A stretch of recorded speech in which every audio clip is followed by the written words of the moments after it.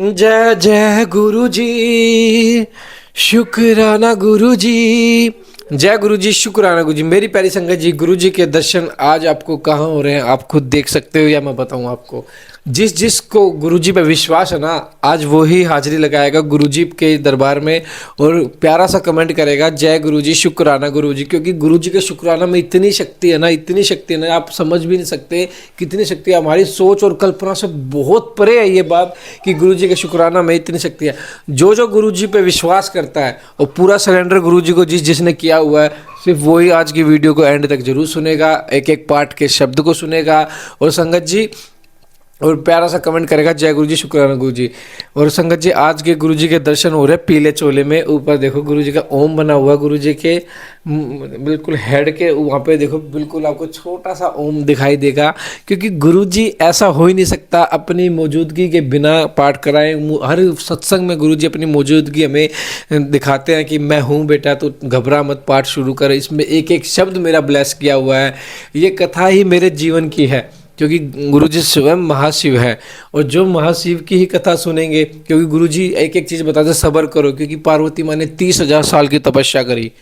चुगली चर्चों से दूर हो, क्योंकि पार्वती माँ के आगे निंदा करी किसी ने ब्राह्मण का। महादेव जी ने रूप लेके तो कहा जो चुगली करता है उसे भी उसके दुष्कर्म लग जाते हैं और जो सुनता है उसे भी लग जाते हैं। गुरु जी ये सब अपने जीवन में आपको बताते हैं। इन चीज़ों का पालन करो और गुरु जी पे विश्वास रखो, क्योंकि गुरु जी जो पाठ करवा रहे हैं ना शिव पुराण का, ये है इतना ब्लेस पाठ है। इसके एक एक शब्द में इतनी शक्ति है। आपके 7 पीढ़ी तो क्या, आपकी जब से धरती है, जब से आपकी पीढ़ियां, जब तक के पाप को खत्म कर देगी संगत जी। इतनी शक्ति है शिव पुराण में। तो आइए आज के गुरु जी के मंत्र जाप के साथ आज का पाठ शुरू करते हैं। गुरु जी के मंत्र के जाप, ओम नमः शिवाय शिव जी सदा सहाय, ओम नमः शिवाय गुरु जी सदा सहाय। जय गुरु जी। गुरु जी जय गुरु जी। देवताओं के अनुरोध से वैष्णव ब्राह्मण के वेश में शिव जी का हिमवान के घर जाना और शिव की निंदा करके पार्वती का विवाह उनके साथ न करने को कहना। ब्रह्मा जी कहते हैं कि नारद, मैना और हिमवान की भगवान शिव के प्रति उच्च कोटि की अन्य भक्ति देख इंद्र आदि सब देवता परस्पर विचार करने लगे। तदंतर गुरु बृहस्पति और ब्रह्मा जी की सम्मति के अनुसार सभी मुख्य देवताओं ने शिव जी के पास जाकर उनको प्रणाम किया और वे हाथ जोड़कर उनकी स्तुति करने लगे। देवता बोले, देव देव महादेव, करुणा सागर, करुणा कर शंकर, हम आपकी शरण में आए हैं, कृपा कीजिए। आपको नमस्कार है स्वामी। आप भक्त वत्सल होने के कारण सदा भक्तों के कार्य सिद्ध करते हैं, दीनों का उद्धार करने वाले और दया के सिंधु हैं तथा भक्तों को विपत्तियों से छुड़ाने वाले हैं। इस प्रकार महेश्वर की स्तुति करके इंद्र सहित संपूर्ण देवताओं ने मैना और हिमवान की अन्य शिव भक्ति के विषय में सारी बातें आदरपूर्वक बताई। देवताओं की यह बात सुनकर महेश्वर ने उनकी प्रार्थना स्वीकार कर ली और हंसते हुए उन्हें आश्वासन देकर विदा किया। तब सब देवता अपना कार्य सिद्ध हुआ मानकर भगवान सदाशिव की प्रशंसा करते हुए शीघ्र अपने घर को लौटकर प्रसन्नता का अनुभव करने लगे। तदंतर भक्त वत्सल महेश्वर भगवान शंभु, जो माया के स्वामी हैं, निर्विकार चित्त से कैलाश शैलराज के यहाँ गए। उस समय गिरिराज हिमवान सभा भवन में बंधु वृक्ष से गिरे हुए पार्वती सहित प्रसन्नतापूर्वक बैठे थे। इसी अवसर पर वहां सदाशिव ने पदार्पण किया। वे हाथ में दंड छत्र, शिव शरीर पर दिव्य वस्त्र, ललाट में उज्ज्वल तिलक, एक हाथ में स्फटिक की माला और गले में सालग्राम धारण किए हुए भक्तिपूर्वक हरिनाम का जप कर रहे थे और देखने में साधु वेशधारी ब्राह्मण जान पड़ते थे। उन्हें आया देख सपरिवार हिमवान उठकर खड़े हो गए। उन्हें उन अपूर्व अतिथि देवता को भूतल पर दंड के समान पढ़कर भक्तिभाव से साष्टांग प्रणाम किया। देवी पार्वती ब्राह्मण रूपधारी प्राणेश्वर शिव को पहचान गई थी, अतः उन्होंने भी उनको मस्तक झुका और मन ही मन बड़ी प्रसन्नता के साथ उनकी स्तुति की। ब्राह्मण रूपधारी शिव ने उन सबको प्रेमपूर्वक आशीर्वाद दिया, किंतु शिवा को सबसे अधिक मनोवांछित शुभ आशीर्वाद प्रदान किया। शैलाधिराज हिमवान ने बड़े आदर से उन्हें मधुपर्क आदि पूजन सामग्री भेंट की और ब्राह्मण ने बड़ी प्रसन्नता के साथ वह सब ग्रहण किया। तत्पश्चात गिरि श्रेष्ठ हिमाचल ने उनका कुशल समाचार पूछा। मुनि अत्यंत प्रीतिपूर्वक उस द्विजराज की विधि वत पूजा करके शैलराज ने पूछा कि आप कौन हैं। तब उन ब्राह्मण शिरोमणि ने गिरिराज से शीघ्र ही आदरपूर्वक कहा है। वे श्रेष्ठ ब्राह्मण बोले, गिरि श्रेष्ठ, मैं उत्तम विद्वान वैष्णव ब्राह्मण हूँ और ज्योतिषी की वृत्ति का आश्रय लेकर भूतल पर भ्रमण करता रहता हूँ। मन के समान मेरी गति है। मैं सर्वत्र जाने में समर्थ और गुरु की दी हुई शक्ति से सर्वपरोपकारी, शुद्धात्मा, दया सिंधु और विनाश नाशक हूँ। मुझे ज्ञात हुआ है कि तुम अपनी इस लक्ष्मी सरीखी सुंदर रूप वाली दिव्य सुलक्षणा अपनी पुत्री को एक आश्रय रहित, असंग, कुरूप और गुणहीन वर महादेव जी के हाथों में देना चाहते हो। वे रुद्र देवता मरगढ़ में वास करते हैं, शरीर में सांप लपेटे रहते हैं और योग साधन साधते फिरते रहते हैं। उनके पास पहनने के लिए एक वस्त्र भी नहीं है, वैसे भी अंग दड़ंग घूमते हैं, आभूषण की जगह सर्फ धारण करते हैं। उन्हें कुल का नाम आज तक किसी को ज्ञात नहीं है। वे कुपात्र और कुशील हैं, स्वभावतः विहार से दूर रहते हैं, सारे शरीर में भस्म रमाते हैं, क्रोधी और अविवेकी हैं। उनकी अवस्था कितनी है किसी को ज्ञात नहीं। वे अत्यंत कुत्सित जटा का बोझ सदा सिर पर धारण किए रहते हैं। वे भले बुरे सबको आश्रय देने वाले भ्रमणशील नागहारधारी भिक्षु को मार्ग परायण तथा हठपूर्वक वैदिक मार्ग का त्याग करने वाले हैं। ऐसे अयोग्य वर को आप अपनी बेटी ब्याहना चाहते हैं। अचल राज, अवश्य ही आपका यह विचार मंगलदायक नहीं है। नारायण कुल में उत्पन्न ज्ञानियों में श्रेष्ठ गिरिराज, अब मेरे कथन का मर्म समझो।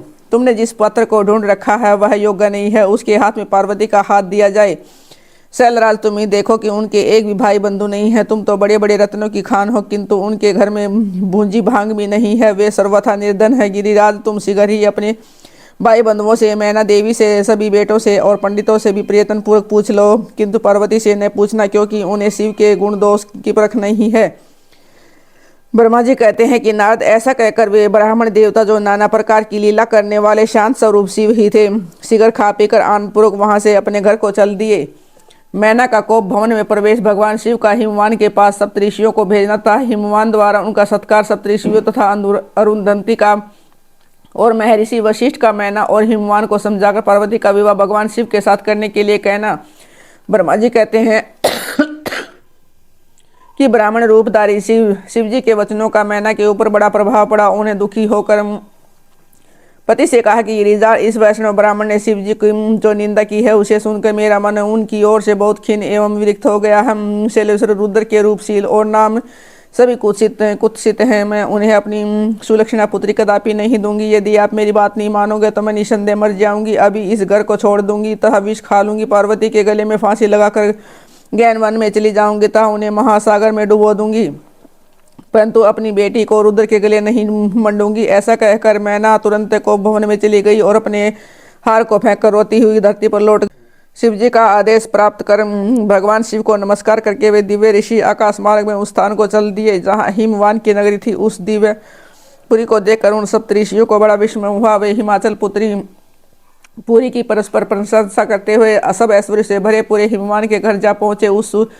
उन सूर्य तुल्य तेजस्वी सातों ऋषियों को दूर से आकाश के रास्ते आते देख हिमवान को वह बड़ा विस्मय हुआ। वे बोले, ये 7 सूर्य तुल्य तेजस्वी मुनि मेरे पास आ रहे हैं। मुझे प्रयत्न पूर्वक उन समय उनकी पूजा करनी चाहिए और सबको सुख देने वाले एवं ग्रस्त लोग धन्य हैं जिनके घर पर ऐसे महात्मा पदार्पण किया करते हैं। ब्रह्मा जी कहते हैं कि इसी समय वे मुनि आकाश से उतरकर पृथ्वी पर खड़े हो गए। उन्हें सामने देख हिमवान बड़े आदर के साथ आगे बढ़े और हाथ जोड़ मस्तक झुकाकर उन सप्तऋषियों को प्रणाम करने के पश्चात उन्होंने बड़े सम्मान के साथ उन सब की पूजा की। तब उन्हें आगे करके कहा कि मेरा गृह आश्रम आज धन्य हो गया है। यो कहकर उन्हें बैठने के लिए भक्तिपूर्वक आसन ला कर दिया। जब वे आसनों पर बैठ गए तब उनकी आज्ञा लेकर हिमवान भी बैठे और वहाँ ज्योतिर्मय महर्षियों से इस प्रकार बोले। हिमवान ने कहा, आज मैं धन्य हूँ, कृतकृत हूँ, मेरा जीवन सफल हो गया है। मैं लोक में बहुत से तीर्थों की भांति दर्शनीय बन गया हूँ, क्योंकि आप जैसे विष्णु रूपी महात्मा मेरे घर पधारे हैं। आप लोग पूर्ण काम हैं। हम दिनों के घरों में आपका क्या काम हो सकता है? तथापि मुझ सेवक के योग यदि कोई कार्य है तो कृपा पूर्वक मुझे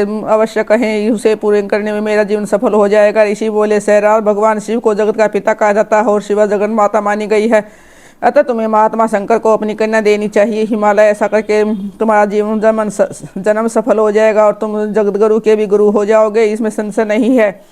मुनीश्वर सप्तऋषियों का यह वचन सुनकर हिमवान ने दोनों हाथ जोड़ उन्हें प्रणाम करके इस प्रकार का हिमालय बोले, महाभाग सप्तऋषियों, आप लोगों ने जो बात कही है उसे शिव की इच्छा से मैंने पहले ही मान रखा है। किंतु प्रभु, उन दिनों एक वैष्णव धर्मी ब्राह्मण ने आकर भगवान शिव के प्रति प्रसन्नतापूर्वक बहुत सी उल्टी बातें बताई हैं। तभी से शिवा की माता का ज्ञान भ्रष्ट हो गया है। वे अपनी बेटी का विवाह उस योगी रुद्र के साथ नहीं करना चाहती। ब्राह्मणों वे बड़ा बारी हट करके मैले कपड़े पहन को भवन में चली गई है और समझाने पर भी नहीं समझ रही। मैं भी उस वैष्णव ब्राह्मण की बात सुनकर ज्ञान भ्रष्ट हो गया हूँ। आपसे सच कहता हूँ, भिक्षुक रूपधारी महेश्वर को बेटी देने की मेरी भी अब इच्छा नहीं है। ब्रह्मा जी कहते हैं कि नारद मुनियों के बीच में बैठे हुए शैलराज से शिव की माया से मोहित हो उपयुक्त बात कहकर चुप हो रहे हैं। तब उन सभी सप्तऋषियों ने शिव की माया की प्रशंसा करके मैना के पास अरुंधति भेजा। पति की आज्ञा पाकर ज्ञानदायिनी अरुंधति देवी उसे तुरंत उस घर में गई जहाँ मैना और पार्वती थी वहां जाकर देखा तो मैना शोक से आकुल हो पृथ्वी पर पड़ी थी। तब साध्वी देवी ने बड़ी सावधानी के साथ मधुर एवं हितकर बात कही। अरुंधति बोली कि साध्वी रानी मैना उठो, मैं अरुंधति तुम्हारे घर में आई हूँ तथा दयालु सप्तऋषि भी पधारे हैं। अरुंधति का स्वर सुनकर मैनका शिगर उठ गई और लक्ष्मी जैसी तेजस्विनी उन पतिव्रता देवी के चरणों में मस्तक रखकर बोली। मैना ने कहा कि ओहो तुम हम पुण्य जन्मा जीवों को आज यह किस पुण्य का फल प्राप्त हुआ है। हमारे इस घर में जगत श्रेष्ठा ब्रह्मा जी की पुत्र वधु और महर्षि वशिष्ठ की पत्नी पधारी है। देवी आप किस लिए आई हैं यह मुझे बताइए। मैं और मेरी पुत्री आपकी दासी के समान है, आप हम पर कृपा कीजिए। मेनका के ऐसा कहने पर साध्वी अरुंधति ने उनको बहुत अच्छी तरह समझाया बुझाया। उनके साथ ले वे प्रसन्नतापूर्वक उस स्थान पर आई जहाँ वे सप्तऋषि विद्यमान थे। सब ऋषिगण बात चित में बड़े निपुण थे। उन सब ने भगवान शिव के युगल चरणावृंदों का स्मरण करके शैलराज को समझाना आरंभ किया। ऋषि बोले, शैलेंद्र हमारा शुभ कारक वचन सुनो। हम पार्वती का विवाह शिव के साथ कर दे और संहारकर्ता रुद्र के सब सुर हो जाओ। शंभु सर्वेश्वर हैं, वे किसी से याचना नहीं करते। स्वयं ब्रह्मा जी ने तारकासुर के विनाश के लिए एक वीर पुत्र उत्पन्न करने के लिए उद्देश्य को लेकर भगवान शिव से प्रार्थना की है कि वे विवाह कर लें। भगवान शंकर तो योगियों के शिरोमणि है, वे विवाह के लिए उत्सुक नहीं हैं। केवल ब्रह्मा जी की प्रार्थना से ही वे महादेव तुम्हारी कन्या का पानी ग्रहण करेंगे। तुम्हारी पुत्री ने जब तपस्या की थी उस समय उनके सामने उन्होंने उससे विवाह की प्रतिज्ञा कर ली थी। इन्हीं दो कारणों से वे योगीराज से भी विवाह करेंगे। ऋषियों की ये बात सुनकर हिमालय हंस पड़े और बहुत भयभीत हो विनयपूर्वक बोले। हिमालय ने कहा कि मैं शिव के पास कोई राजोचित श्यामगरी नहीं देखता हूँ। उनका न कोई घर है, न ऐश्वर्य हो, न कोई सज्जन या बंधु बांधव भी नहीं है। वह मैं अत्यंत निर्लिप्त योगी को अपनी बेटी देना नहीं चाहता। आप लोग वेद विदाता ब्रह्मा जी के पुत्र हैं, अतः आप अपना निश्चित विचार कीजिए। जो पिता काम से, मोह से, भय से, लोभ से किसी अयोग्य वर के हाथों में अपनी कन्या दे देता है वह मरने के बाद नरक में जाता है। अतः मैं स्वेच्छा से भगवान शूलपाणी को अपनी कन्या नहीं दूंगा। इसलिए मैं ऋषियों जो उचित विधान हो उसे आप लोग कीजिए। मुनीश्वर नारद हिमाचल के इस वचन को सुनकर बातचीत करने में निपुण महर्षि वशिष्ठ ने उनसे यो कहा कि वशिष्ठ बोले, शैलेश्वर मेरी बात सुनो, यह सर्वथा तुम्हारे लिए हितकारक है, धर्म के अनुकूल, सत्य तथा यह लोक और परलोक में सुखदायक है। शैलराज लोक तथा वेद में 3 प्रकार के वचन उपलब्ध होते हैं। शास्त्र पुरुष अपनी निर्मल ज्ञान दृष्टि से उन सब प्रकार के वचनों को जानता है। एक तो वह वचन है जो तत्काल सुनने में बड़ा सुंदर लगता है परंतु पीछे वह असत्य एवं हितकारक सिद्ध होता है।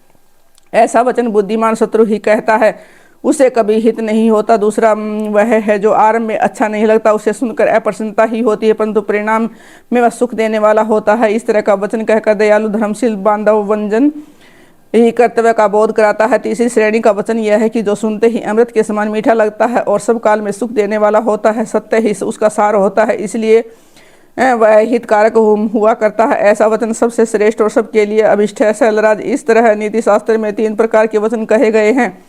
इन तीनों में से तुम्हें कौन सा वचन अभिष्ट है बताओ, मैं तुम्हारे लिए वैसा ही वचन कहूँगा। भगवान शंकर संपूर्ण देवताओं के स्वामी हैं, उनके पास ब्रह्मा बाह्य संपत्ति नहीं है। इसका कारण यह है कि उनका चित्त एकमात्र ज्ञान के महासागर में मगन रहता है। जो ज्ञान आनंद स्वरूप और सबके ईश्वर हैं, उन्हें लौकिक ब्रह्मलौकिक वस्तुओं की क्या इच्छा होगी। गृहस्थ पुरुष राज्य और संपत्ति से सुशोभित होने वाले वर्ग को अपनी पुत्री देता है, क्योंकि उसकी दीन दुखी को कन्या देने से पिता कन्याघाती होता है, उसे कन्या के वध का पाप लगता है। कौन जानता है कि भगवान शंकर दुखी हैं। कुबेर जिनके किंकर हैं, जो अपनी बहुभंग की लीला मात्र से संसार की सृष्टि और संहार करने में समर्थ है, उन्हें गुणातीत परमात्मा और प्रकृति से परमेश्वर कहा गया है।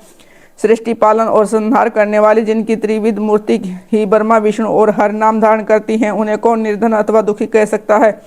ब्रह्मलोक में निवास करने वाले ब्रह्मा, अक्षय सागर में रहने वाले विष्णु, कैलाशवासी हर, ये सब शिव की ही विभूतियां हैं। शिव से प्रकट हुई प्रकृति भी अपने अंश से 3 प्रकार की मूर्तियों को धारण करती है। जगत में लीला शक्ति से प्रेरित हो वह अपनी कला से बहुत सा रूप धारण करती है। समस्त वांग्मय की अधिष्ठात्री देवी वाणी अपने मुख से प्रकट हुई है और सर्व समस्त रूपिणी लक्ष्मी वक्ष स्थल से आविर्भूत हुई है। उसे शिवा ने देवताओं के एकत्रित तेज से अपने को प्रकट किया था और संपूर्ण दानवों का वध करके देवताओं को स्वर्ग की लक्ष्मी प्रदान की थी। देवी शिवा का कल्पांत में दक्ष पत्नी के उदर से जन्म ले सती नाम से प्रसिद्ध हुई थी और हर को उन्होंने पति के रूप में प्राप्त किया। दक्ष ने स्वयं ही भगवान शिव को अपनी पुत्री दी थी। सती ने पति की निंदा सुनकर योग बल से अपने शरीर को त्याग दिया था। वे ही कल्याणमयी सती अब तुम्हारे वीर्य से और मैना के गर्भ से उत्पन्न हुई है। शैलराज ये शिवा जन्म जन्म में शिव की ही पत्नी होती है। पर प्रत्येक कल्प में बुद्धि रूपा दुर्गा ज्ञानियों की श्रेष्ठ माता होती है। ये सदा सिद्धदायिनी और सिद्ध रूपिणी है। भगवान हर्षित भस्म के रूप में सती के अस्थि चूर्ण को ही स्वयं प्रेम पूर्वक अपने अंगों में धारण करते हैं। अतः गिरिराज तुम स्वेच्छा से ही अपनी मंगलमयी कन्या को भगवान हर के हाथ में दे दो। यदि यही नहीं दोगे तो स्वयं प्रियतम के स्थान में चली जाएगी। देवेश्वर शिव तुम्हारी पुत्री का अनंत क्लेश देखकर ब्राह्मण के रूप में इसकी तपस्या के स्थान पर आए थे और इसके साथ विवाह की प्रतिज्ञा करके उसे आश्वासन दे वर देकर अपने आवास स्थान को लौट गए थे। गिरे पार्वती की प्रार्थना से ही शंभु ने तुम्हारे पास आकर इसके लिए याचना की थी। तुम दोनों ने शक्ति शिव भक्ति में मन लगाकर उनकी इस याचना को स्वीकार कर लिया था। गिरीश्वर बतवारो फिर किस कारण से तुम्हारी बुद्धि विपरीत हो गई। भगवान शिव ने देवताओं की प्रार्थना से प्रभावित होकर हम सब ऋषियों और अरुंधति देवी को तुम्हारे पास भेजा है। यही हम तुम्हें यही शिक्षा देते हैं कि तुम पार्वती को रुद्र के हाथ में दे दो। गिरे ऐसा करने पर तुम्हें महान आनंद प्राप्त होगा। शैलेंद्र यदि तुम स्वेच्छा से अपनी बेटी शिवा को शिव के हाथों में नहीं दोगे तो भावी के बल से इन दोनों का विवाह हो जाएगा। तात भगवान शंकर ने तपस्या में लगी हुई पार्वती को ऐसा ही वर दिया है कि ईश्वर की हुई प्रतिज्ञा कभी पलट नहीं सकती। गिरिराज ईश्वर के वश में रहने वाला समस्त साधु पुरुषों की भी प्रतिज्ञा का संसार में किसी के द्वारा उल्लंघन होना कठिन है। फिर साक्षात ईश्वर की प्रतिज्ञा के लिए तो कहना ही क्या है। जय गुरु जी, शुक्राना गुरु जी। संगत जी, कल के अध्याय में हम जानेंगे सप्त ऋषियों समुद्र तथा मेरु आदि के कहने से पत्नी सहित हिमावन का शिव के साथ अपनी पुत्री के विवाह का निश्चय करना तथा सप्त ऋषियों को शिव के पास जा उन्हें यह सब बात बताकर अपने धाम को जाना।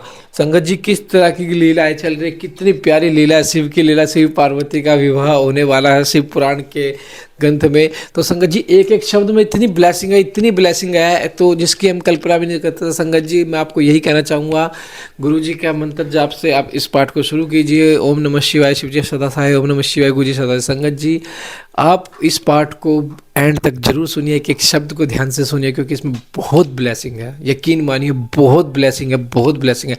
चैनल को सब्सक्राइब कीजिए, बेल आइकन को प्रेस कीजिए और आगे सभी के साथ शेयर कीजिए। जय गुरु जी।